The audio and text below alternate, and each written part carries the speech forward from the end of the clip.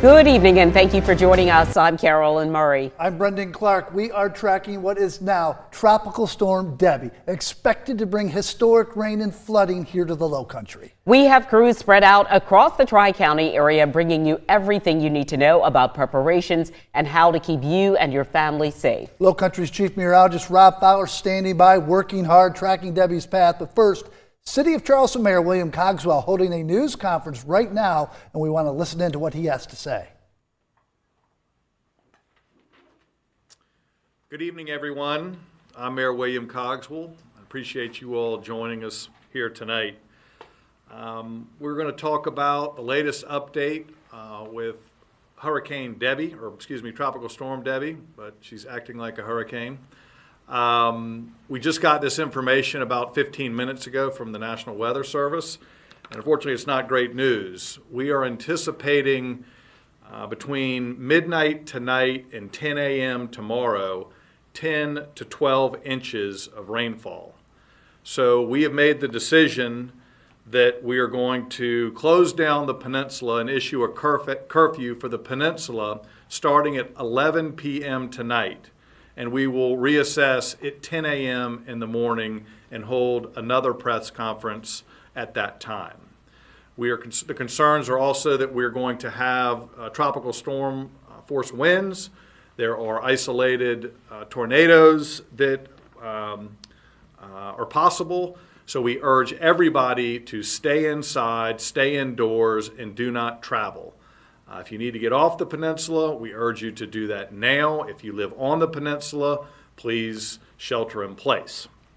We will have emergency vehicles, high water vehicles located at all 8 arteries in and out of the city for emergency purposes only. So again, let me stress, that is for emergency purposes only.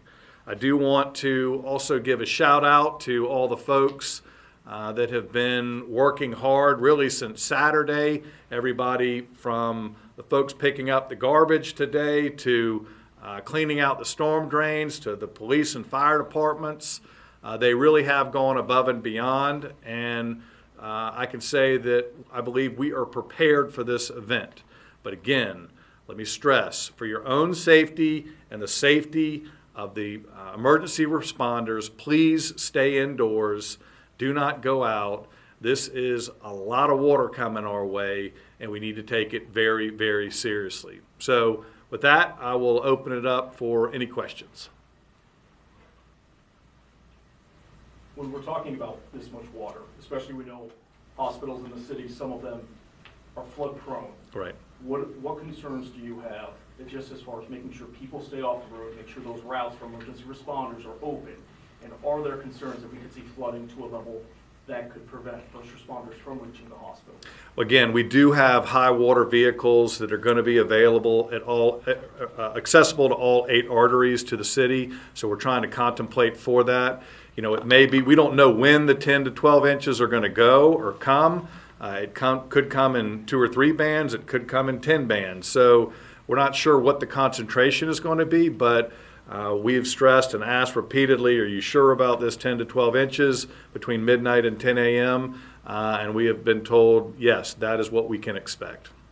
Mayor, just all thoroughfares in and out of the city will be closed down to traffic and all? Starting at 11 p.m., we have issued a curfew. So yes, starting at 11 p.m. So we need people to make their way out. This is not something that you can stay at the bar till 10:45. We need you to take this seriously. Again, there are a lot of folks that are going to be working around the clock to make sure that people are safe.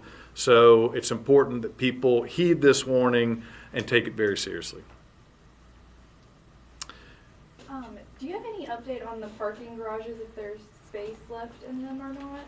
I believe we do have some spaces. I can get exact locations of what's open. All the garages should be open or are open. How many spaces are left, I don't know specifically, but we can find that out. I know you mentioned this morning that you had requested some additional pumps from Governor McMaster. Is he able to meet that request? We do have additional pumps coming, and we're looking at different locations, not just on the peninsula, but actually in certain potential areas, West Ashley, to deploy them. Are there certain areas that you're really focused on now outside of the peninsula that, could be in trouble over the next Yeah, I mean, 24 hours? Again, in known areas that tend to flood, like for example, 61 coming off the Ashley River Bridge typically will be underwater. Church Creek and certain areas off of Bees Ferry. 526 has a bowl in it too. So we're looking at having barricades available to block those off. We're going to make a decision as the weather dictates. So will there be like officers at all of the different entry points to the city? Yes.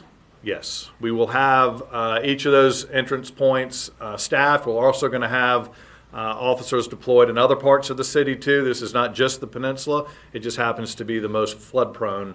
And so, we're going to have coverage for sure. But this news just came in about 15 minutes ago. So this is hot off the press. So you guys are planning to close down I-26 going into the peninsula? It will be, the exact location will be, yes, coming in, and we'll put notices up at exits beforehand. Is there any information for essential workers, first responders, hospital personnel, if they do have to work overnight shifts, will they still be able to travel before the worst impacts? Yeah, look, I mean, we're going to, if you have an emergency or if you're part of hospital staff, I mean, there will be staff people at those barricades that'll let you in.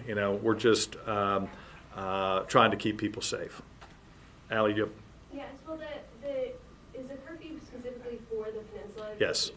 Travel within the peninsula or just on to and off of? It would be both. Really, we don't need people driving around. We are going to start putting up barricades on the peninsula, which is a little bit redundant because we don't want people going anywhere, but there are going to be a few people that may be stuck, and we don't need them going into floodwater. So, again, if you live on the peninsula, we're asking you, imploring you to stay put.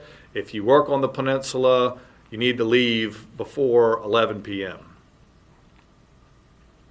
What is your message to people who are concerned hearing this message tonight? They were on the fence whether or not they should leave ahead of time or not. We know we've still got a few hours before the worst impacts. People listening to this, they live in flood-prone areas, they've been through this before. What is your message to them now that we still have about 6 hours before the worst impacts could be? Again, I think take all necessary precautions, make sure you put you obviously and your family's safety first.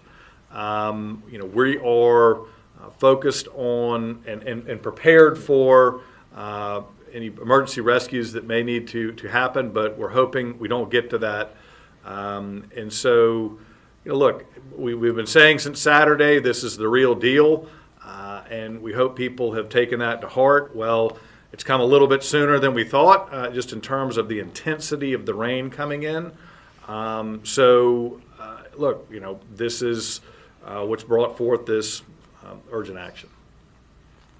Yes, I ma'am. apologize if you said this in the initial announcement, but are there going to be any fines for people who are out traveling unnecessarily tonight?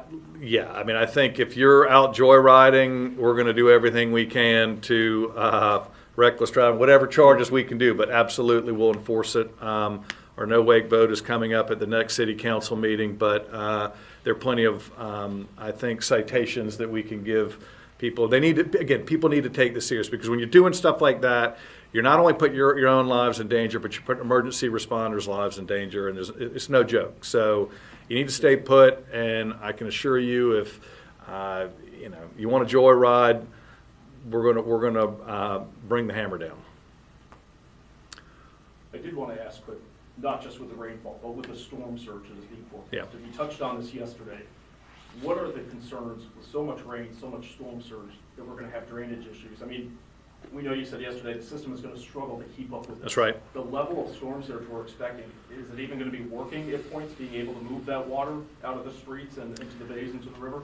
Again, we don't know. The good news is, if there is some, there's a bit of a silver lining, is that we have the high tide is tonight at 10 p.m. and then again tomorrow morning at 10 a.m. So in terms of a tide cycle, it's about as good as it can get. But we do have concerns about, how fast and how concentrated that rain might be, that's the unknown. And if it comes at a point in the tide cycle where it can't drain out, yeah, it's going to back up. We do hope, though, that given the hours, that it can be distributed a little bit so it does give it a chance to drain.